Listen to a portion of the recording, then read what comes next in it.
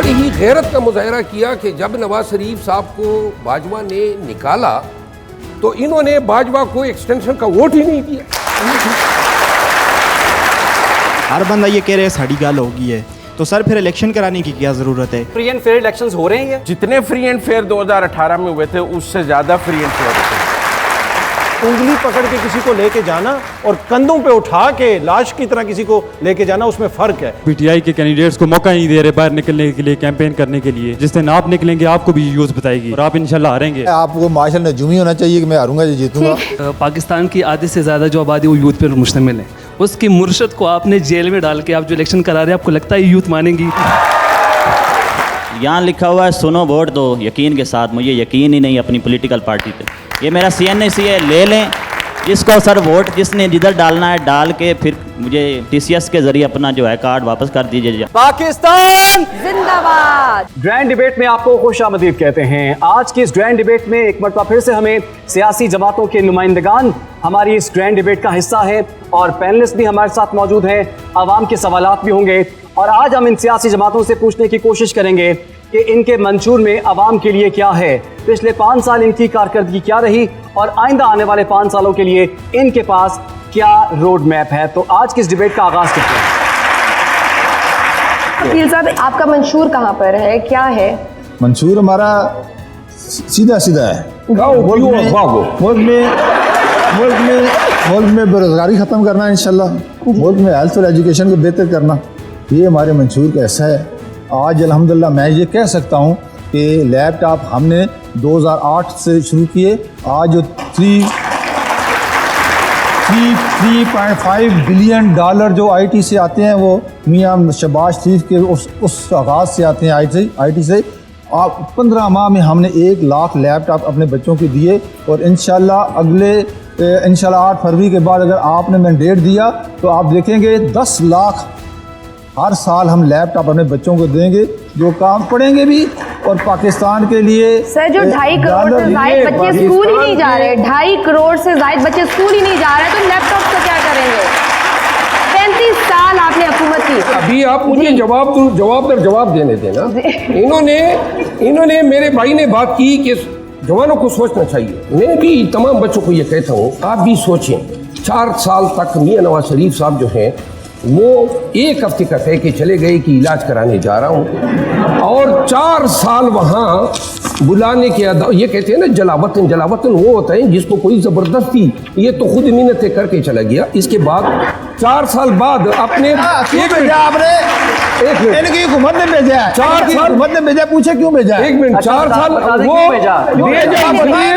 आपने बाजवा को वोट दिया, बाजवा ने आप पे मेहरबानी कर दी। आप बताएं आपके डिफेंस मिनिस्टर अनरिकॉर्ड कह चुके हैं कि हमने बाजवा के साथ साथी से 2019 आप इन बच्चों को बताएं ये हमारे पॉलिटिकल पार्टी के हालात हैं। एटॉमिक पावर अपना काम कहाँ से शुरू करती है? एक एटॉमिक पावर जो इनकी हुकूमत आती है वो काम है मुर्गी, अंडे, कट्टे, लंगर खाने, आटे का बुरहान, ये इनका ये एक एटॉमिक कंट्री अपना उसका वज़ीर-ए-आज़म नई इब्तिदा कर रहा है। सर, आप लोग भी लैपटॉप के साथ एक मुर्गी भी दे दें। माइनॉरिटीज की आवाज को आपने देखा ऐसे ही दबाया जाता है हमेशा से और हमें बिल्कुल बात करने का आपने देखा लड़ाई ऐसे की जा रही है। पंजाबी की एक मिसाल है कि छाननी मैंने देंदी छज नूं जिदे च आप 100 मोहरे ने। एक दूसरे की लड़ाइयाँ चलती रहेंगी, आवाम हमारी पिसती रहेगी, इसलिए आपने नए लोगों को वोट देना है जी, जिसके लिए आवाम प्रायोरिटी। आपका सवाल होगा तो हम भी बैठे हुए हैं। आप एक इंडिपेंडेंट वॉइस है। ये जितनी भी सियासी जमातें, पुरानी और बड़ी और छोटी सियासी जमातें, इनकी कारकर्दगी आपको कैसे लगती है? आपको लेवल प्लेइंग फील्ड मिल रही है?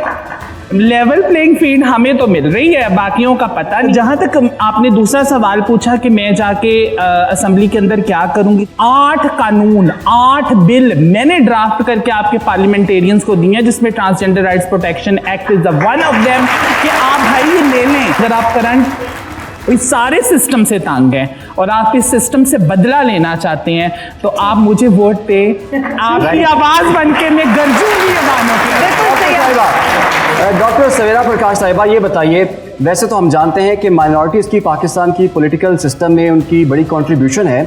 ये बताइए, चूँकि आप इलेक्शन कंटेस्ट कर रही हैं, आपको पाकिस्तान की आवाम से कैसा रिस्पांस मिल रहा है, और ये भी बता दें कि आपको लेवल प्लेइंग फील्ड मिल रही है?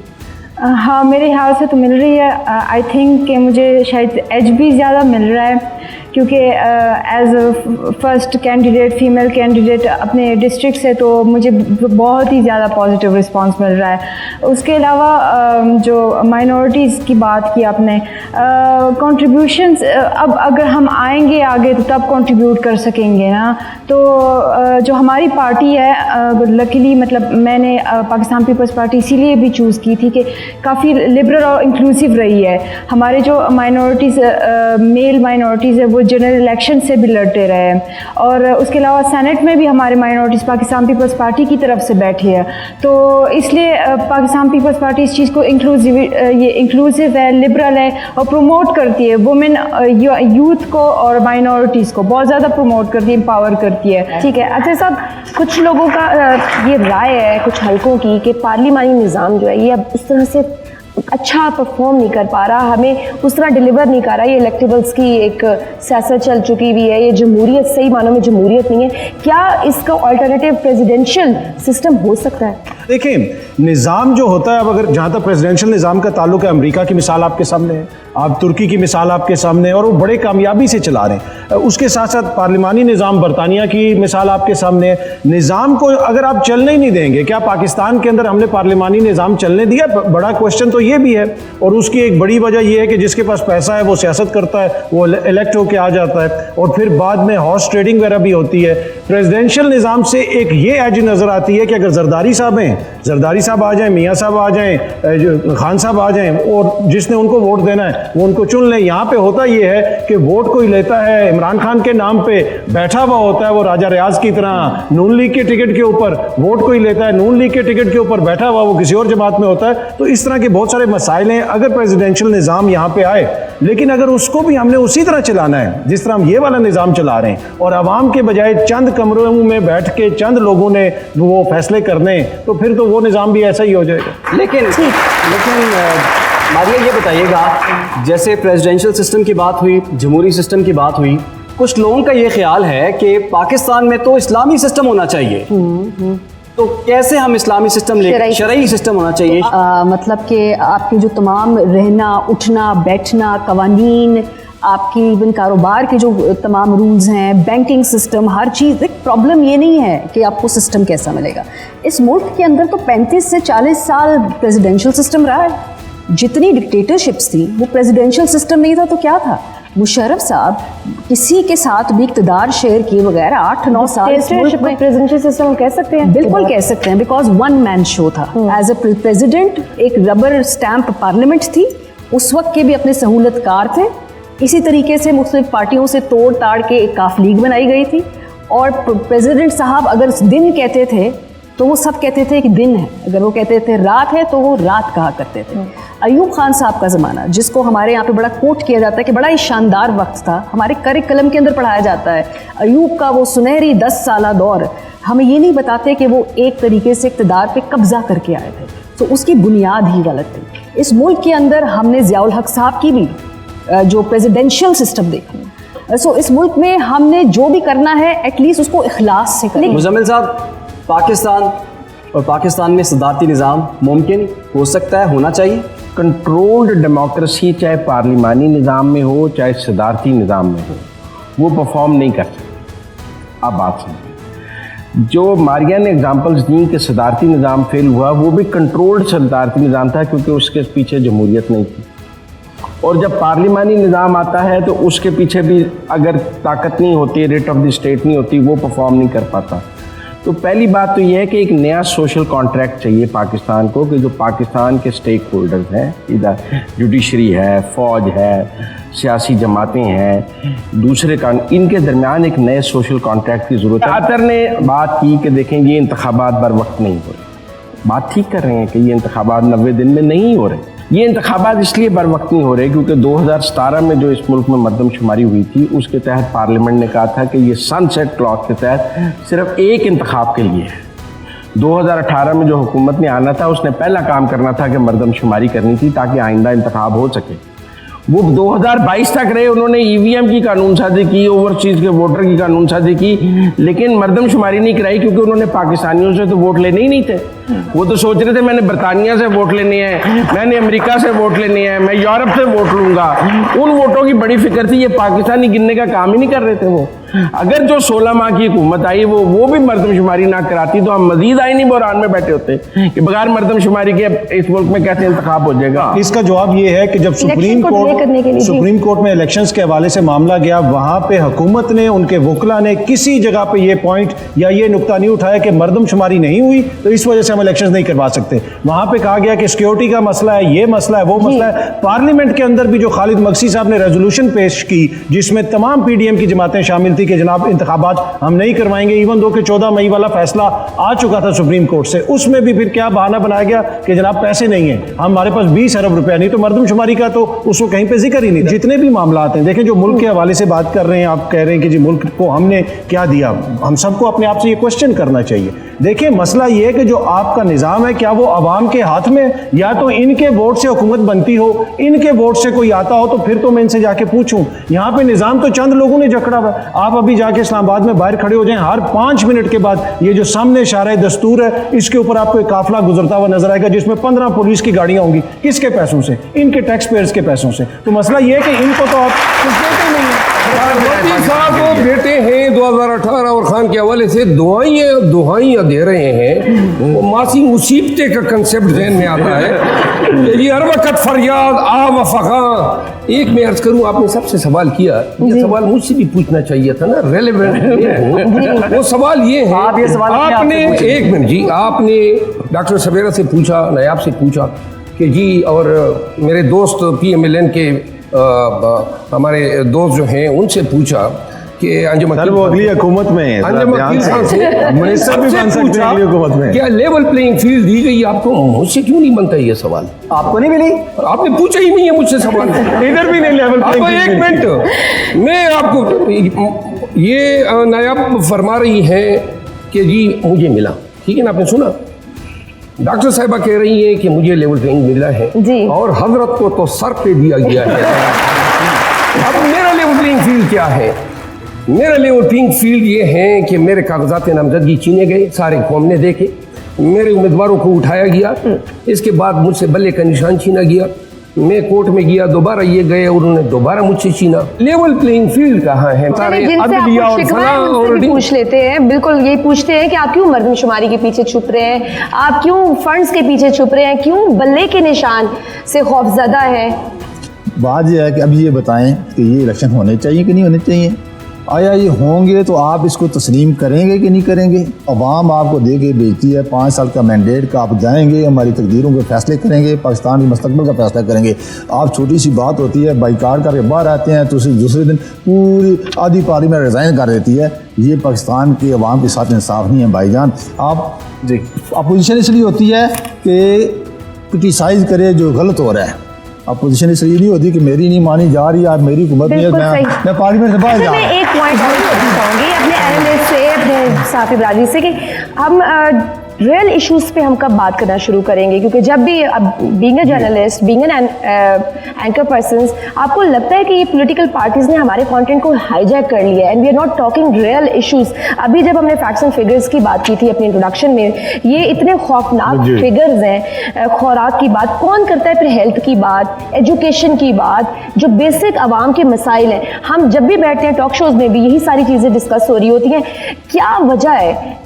हम कितने गलत हैं इसमें? एग्जैक्टली मैं उसकी बुनियादी वजह है जो मैंने बात की और मुजम्मल साहब ने उसके ऊपर एतराज़ किया कि आप आवाम से कुर्बानी मांगते हैं। वो आवाम जिसके 45% बच्चे स्टंटेड ग्रोथ का शिकार हैं कि मुनासिब खुराक नहीं है, उनको कह रहे हैं आपने मुल्क के लिए कुर्बानी देनी है। बाकी जो अशराफिया है जिसमें सिविलियन तमाम अशराफिया शामिल है जो 17 अरब डॉलर की सालाना मरात लेते हैं ये लोग। ये कौम मुत्तहिदा के फिगर्स हैं, मेरे फिगर्स नहीं है। 17 अरब, 1 अरब डॉलर लेने के लिए एलीट कैप्चर है यहाँ पे। तो मसला ये है कि इसी वजह से आपकी हर जगह पे जो डिबेट भी हो रही होती है, जो वो अशराफिया के मसाइल पे डिबेट हो रही होती है, अगर आप अभी देख लें पीटीआई के बहुत सारे मसाइल हैं, उनके चेयरमैन से रिलेटेड हैं। आप पीपल्स पार्टी के मसाइल देख लें, अभी तक वो जो है पीपल्स पार्टी वाले कह रहे हैं कि हमने भुट्टो साहब को इंसाफ दिलवाना है। क्या लाड़काना में, क्या पूरे सिंध के अंदर लोगों को इंसाफ मिल गया? पीने का साफ पानी पूरे पाकिस्तान में किसी एक शहर में आप बता दें, छोड़ दें लाड़काना को, सिब्बी को, खुशदार को, इवन इस्लामाबाद में, इस्लामाबाद में भी आपको जो आप नलके से पानी नहीं पी सकते मेजॉरिटी जगहों पे। तो ये हालत है ना, इसलिए इशू ये है कि जब इनकी वोट से, अवाम की वोट से लोग आएंगे इक़्तिदार में, फिर हम अवाम के मसाइल डिस्कस करेंगे। जब हम शराफिया की एक निज़ाम है, मीडिया भी उसी के आगे पीछे खेलता रहता है, वही सब कुछ कंट्रोल करते हैं और इसी वजह से उन्हीं के मसाइल हम डिस्कस। एक जुमला वे आउट, एक तो बुनियादी सर ये है कि आप लैपटॉप देते हैं तो फिर इंटरनेट बंद नहीं करना, ठीक है कि नहीं? लैपटॉप देना आप ऐड ऑन कर ले फिर। देखें, 15 साल मुसलसल इक़्तिदार किया है पीपल्स पार्टी ने सिंध, 10 साल मुसलसल इक़्तिदार किया है केपी में पीटीआई, और 10 साल का मुसलसल इक़्तिदार रहा है मुस्लिम लीग नून का पंजाब में। इस मुल्क में बहुत थिंक टैंक्स हैं, इस मुल्क के नौजवान बहुत पढ़ा लिखा है। एक कंपैरेटिव एनालिसिस कराएं कि 10 साल केपी में, 15 साल सिंध में और 10 साल पंजाब में education, health, infrastructure, basic food, पानी, स्कूलिंग में किस सूबे में कितना काम हुआ है। आपको सियासी जमातों की कारकर्दगी सामने आ जाएगी। आप इस्लामाबाद से बाहर निकलें। हमने पुलिस को आज़ाद किया, पुलिस एक्ट 2016 दिया, नंबर 1। हमने रेवेन्यू में, आज केपी में आप जाएं, आपको फरदात के लिए या जमाबंदी के लिए या खसरा गिरदावरी के लिए किसी को रिश्वत देने की जरूरत नहीं है। पंजाब में 7 आईजी आपने तब्दील किए। एक मिनट जी, पंजाब में मैं क्या, आपने केपी का, और वहाँ पे तो 10 साल इनकी हुकूमत थी। आगे मैं चलता हूँ। फिर हमने हेल्थ में जो है इस्लाहात लाए, एजुकेशन में इस्लाहात लाए, और ये 2013 के रिगीम में हम लाए और इसी को मॉडल बना के, इस गवर्नेंस को देख के लोगों ने 2018 में खान को वोट दिया। हम कमरे में बैठ के जो एक कंट्रोल्ड एनवायरनमेंट में गुफ्तगू कर रहे हैं, इस बात का को तय किसने करना है कि केपी में किसने काम किया है? इसको किसने बताना है कि भी पंजाब के अंदर वो परफॉर्मेंस से खुश थे या नहीं थे? वहाँ के लोगों ने। कैसे बताना है? जब आप उनको वोट का हक देंगे। वो वोट का हक कैसे देना है? जिसपे उनके तमाम वो कैंडिडेट्स जिनका ताल्लुक हर जमात से हो, उनको आप चांस दें। लेट पीपल बी द जज। देखिए, लोगों की इंटेलिजेंस को इंसल्ट ना करें। अगर आप समझते हैं कि लोगों को नहीं पता उनका अच्छा क्या है, उनका भला क्या है, तो उसका मतलब है कि आप बहुत एक दीवाने का ख्वाब देख रहे हैं। प्रॉब्लम इस वक्त ये है कि पाकिस्तान की जो 60% नई पौध है, जो यूथ है, उससे जो डिस्कनेक्ट है हमारी पॉलिटिकल पार्टीज का, that is part of the problem. लोग वोट देंगे, एक मरतबा गलत हुकूमत सेलेक्ट करेंगे, फिर क्या होगा? लेकिन मारिया, यहाँ पे कबूलियत और मकबूलियत का भी तो मसला है। जब आप उनको चांस देंगे वो नहीं करेंगे। प्रॉब्लम ये है आपने वो तो कर लेंगे, लेकिन यहाँ मकबूलियत और कबूलियत का भी तो मसला है। इसीलिए क्योंकि आप बार बार छेड़ते हैं जमहूरियत को। आप एक दफा जमहूरियत का जो इस वक्त काई जमी हुई है ना, ये काई जमी से उल्टी आ रही है हम सब लोगों को देख के।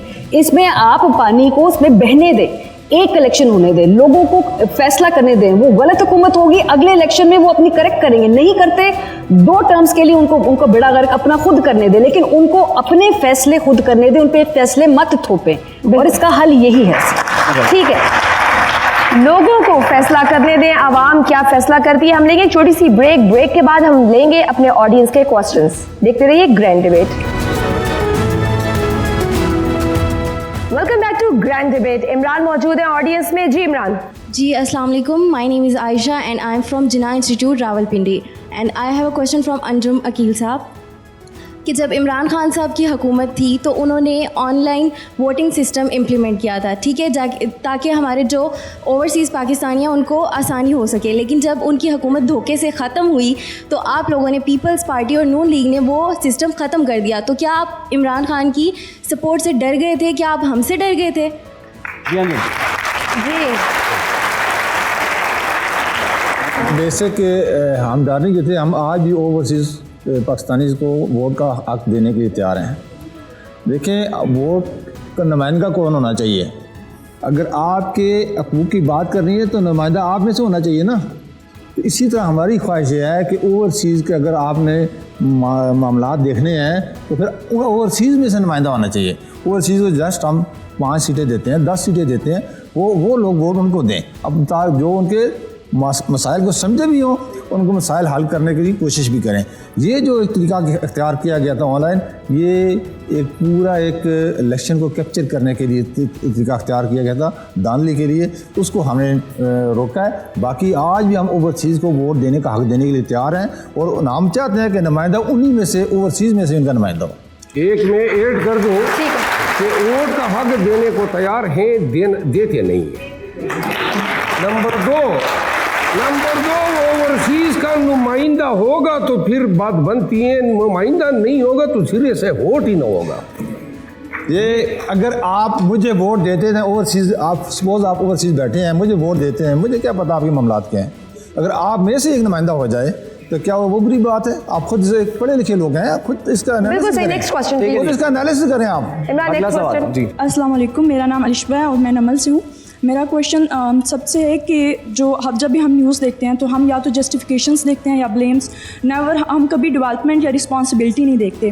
तो अब ऐसा क्या नया है कि हम अपनी लीडरशिप, हमें इन्होंने यकीन दिलाने की बात की कि यकीन करके वोट दीजिए, तो अब हमारे पास ऐसा क्या नया आ गया है कि हम यकीन करके, ऐसी क्या वजह है कि हम यकीन कर सकते हैं कि हम अपनी लीडरशिप उन लोगों के हाथ में दे सकते हैं जिन्होंने अभी तक अपने पास्ट एक्शंस की रिस्पॉन्सिबिलिटी नहीं ली है। जी मारिया मेमन।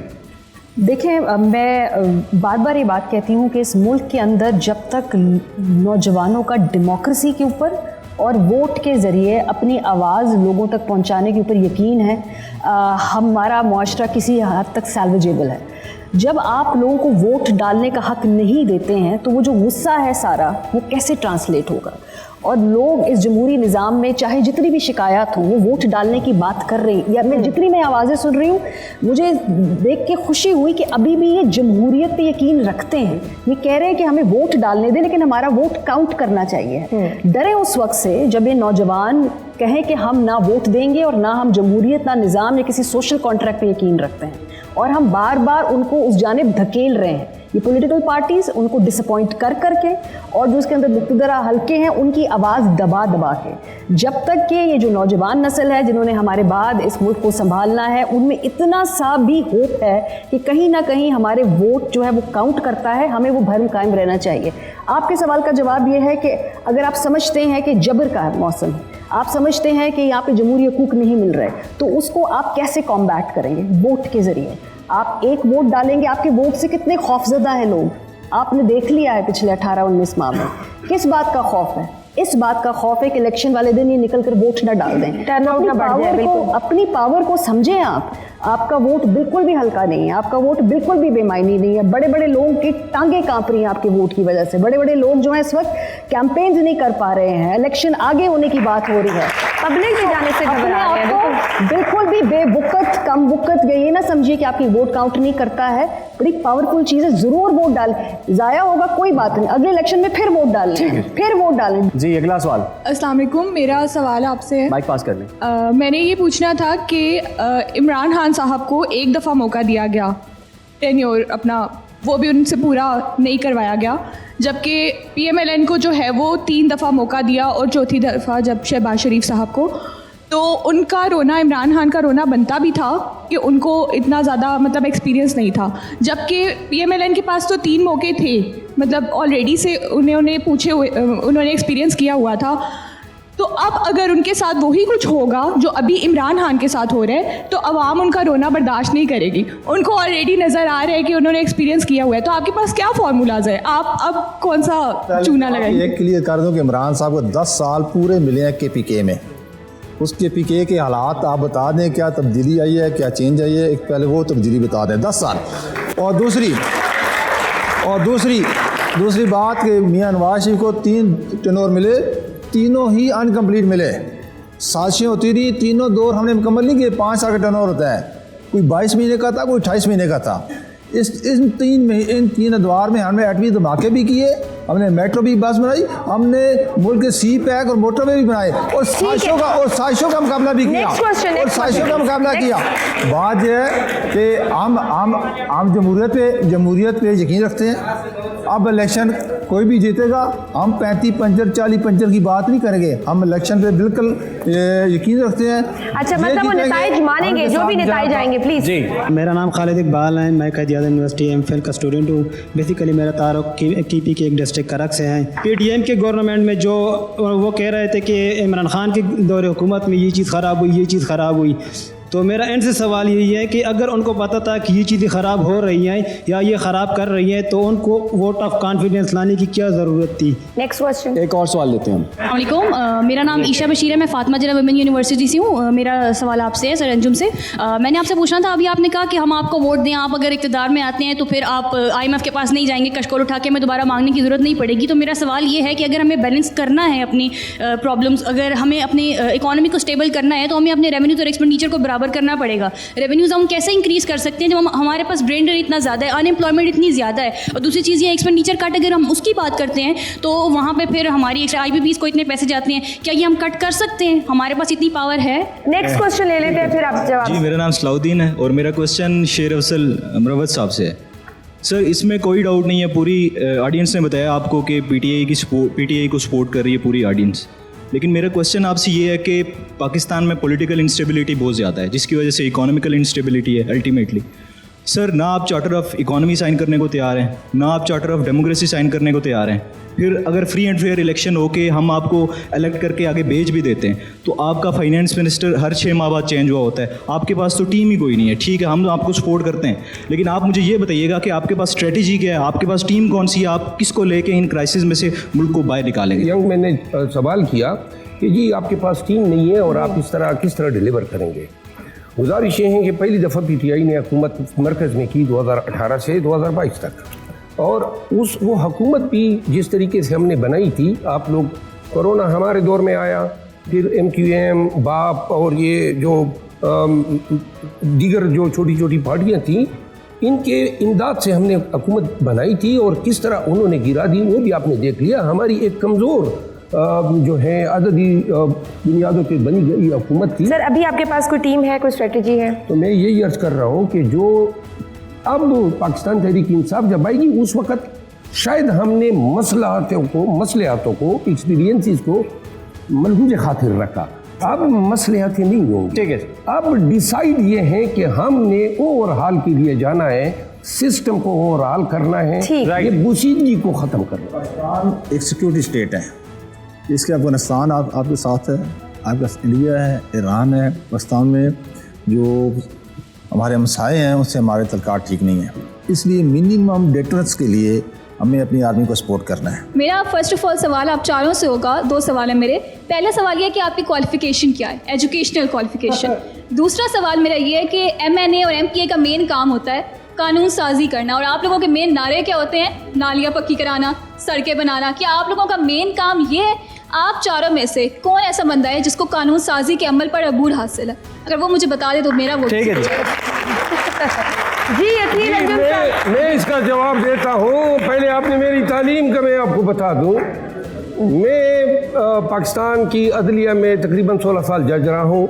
नंबर 1, मैंने MA किया, हिस्ट्री में LLB किया, फिर मैंने ह्यूमन राइट्स में LLM किया, फिर मैंने ऑक्सफोर्ड से GDL किया, फिर मैंने कार्डिफ से इंटरनेशनल कमर्शियल लॉ में LLM किया, फिर मैं लिंकन इन किया, फिर मैंने बिजनेस एग्जीक्यूटिव में डिग्री ली, और इसके बाद मैं पाकिस्तान का लॉ मिनिस्ट्री में रहा, हाउसिंग में रहा, डायरेक्टर जनरल रहा। मेरे भाई को पता है। अजीत साहब, आप भी रिस्पॉन्ड करना चाहेंगे? की तरबियत भी नहीं हुई है। वो तो मैं जब यूनिफॉर्म पहनता हूँ तो पूरा निंजा नजर आता है। और मैं बता दूँ, आईन साजी और कानून साजी सारी उम्र 32 साल का मेरा इसमें एक्सपीरियंस है। जी अंजुम साहब, मैं सिंपल BSc हूँ, दिल्ली से ही पढ़ा हूँ, FG सर सैयद कॉलेज से मैंने BSc की है। लेजिस्लेशन का मतलब ये है कि आपके मामलात को कौन जानता है, आपकी गली में क्या मसले हैं, आपके इलाके में क्या मसले हैं, उन मामलात को कौन जानता है, वहाँ किस किस्म की लेजिस्लेशन होनी चाहिए, मुल्क की ज़रूरत क्या है, वो कौन जानेगा? जो आप में ज़्यादा रहेगा। मतलब क्वालिफिकेशन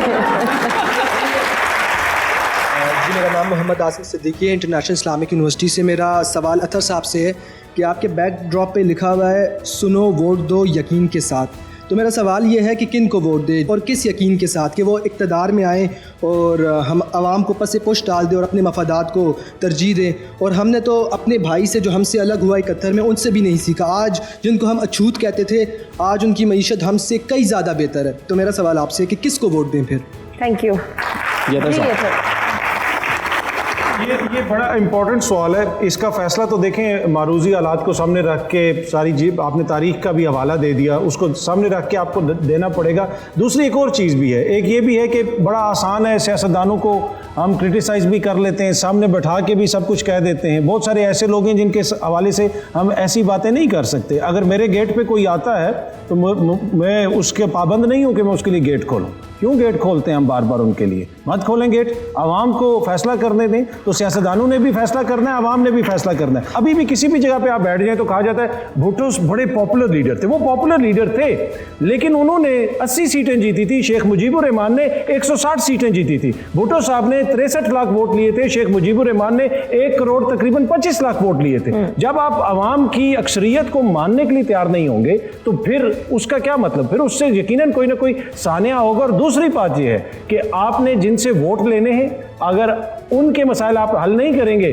तो फिर इसी किस्म के हालात चलते रहेंगे। पर वोट आप ज़रूर दें और यकीन के साथ वोट दें। अगर कोई आपको ये कह रहा है कि आपके वोट से फ़र्क नहीं पड़ता, फ़र्क पड़ेगा और आप लोगों ने ही फ़र्क डालना है और आहिस्ता आहिस्ता निज़ाम फिल्टर होता है।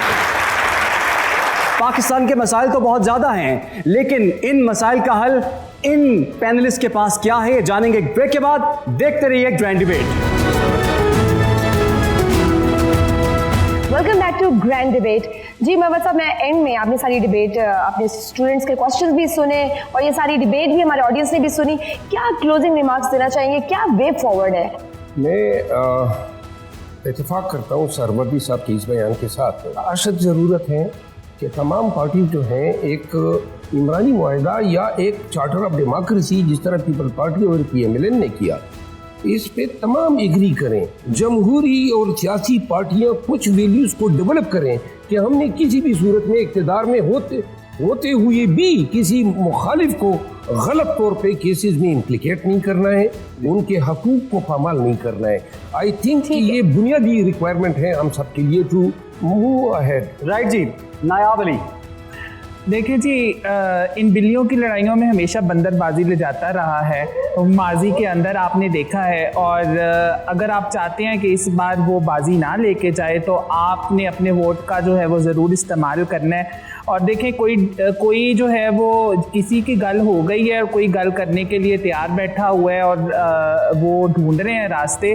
तो इस सियासी इंतखाबात के अंदर जो है वो बेहतरीन हल है कि आप इंसानी हकूक़ की सरबुलंदी सिर्फ जो लोग बात करते हैं उनको ही ना सिर्फ वोट दें, बल्कि जो उसको एक्चुअली नाफिज कर सकते हैं, जो कि उनको पर्सनलाइज कर सकते हैं, उनको वोट दें। बिल्कुल सही जी।